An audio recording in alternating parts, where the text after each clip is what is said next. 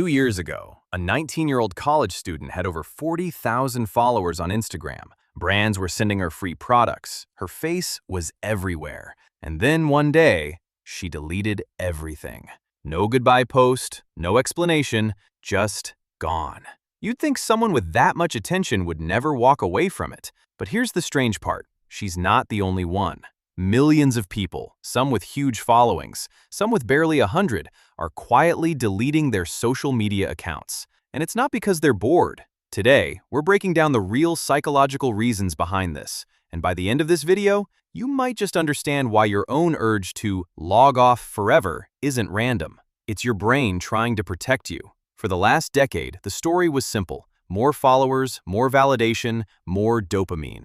Social media gave us a stage, and we performed on it. But somewhere along the way, that stage started to feel like a cage. Therapists are reporting more clients citing social media as a direct trigger for anxiety. Surveys are showing rising numbers of people, especially Gen Z, the generation that grew up inside these apps, voluntarily stepping away. So the real question isn't, why would someone delete their account? The real question is, what is it about these platforms that eventually makes people run from the very thing they once couldn't put down? Let's get into the reasons behind it. Point 1. Comparison fatigue. The human brain is wired to compare. It's how we used to judge our standing in a tribe of 50 people. Social media broke that system by putting us in a tribe of millions, all showing their best moments. Your brain doesn't know the difference between a real-life neighbor and a stranger's highlight reel. It just compares. And when you're constantly losing that comparison, to vacations you didn't take, bodies you don't have, success you haven't reached, your nervous system reads it as a threat. Eventually, removing the app feels like removing the threat. Point 2. The approval trap. Likes and comments tap into something psychologists call social validation seeking, a need wired into us since childhood. But here's the catch. The brain adapts. The same number of likes that once felt amazing stops feeling like anything after a while. So people post more, perform more, overshare more, chasing a feeling that keeps shrinking. At some point, many realize, I'm not living for myself anymore. I'm living for an audience. That realization alone pushes a lot of people to delete. Point 3. Identity fragmentation. This one's less talked about, but huge. When you constantly curate a version of yourself for an audience, your brain starts treating that curated version as the real you. Over time, people report feeling like they don't know who they are without their phone, because their sense of self got outsourced to an audience's reaction. Deleting the account becomes an attempt to reclaim a private, unfiltered identity again. Point 4. Doom scrolling and cognitive overload. Our brains evolved to process information in small, local doses, not an infinite, algorithmically optimized stream of global crisis, outrage, and other people's opinions 24/7. This constant exposure activates the brain's threat detection system, the amygdala, far more often than it's designed to.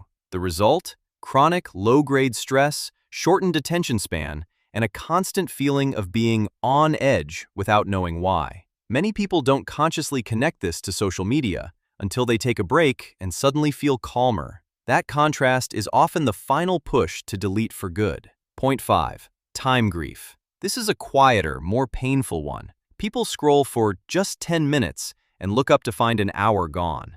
Multiply that by years. At some point, many hit a moment of what psychologists call time grief, a sudden, sobering awareness of how much life was spent consuming instead of creating.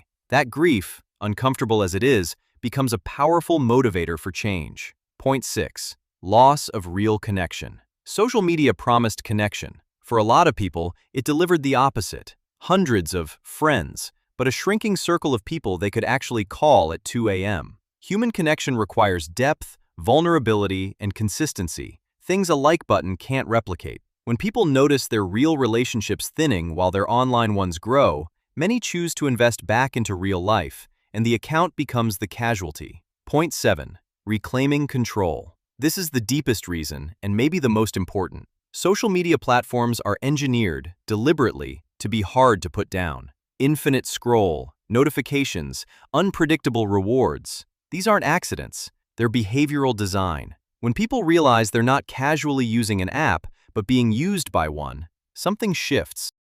Deleting the account becomes less about social media and more about autonomy. A way of saying, I decide what controls my attention, not an algorithm.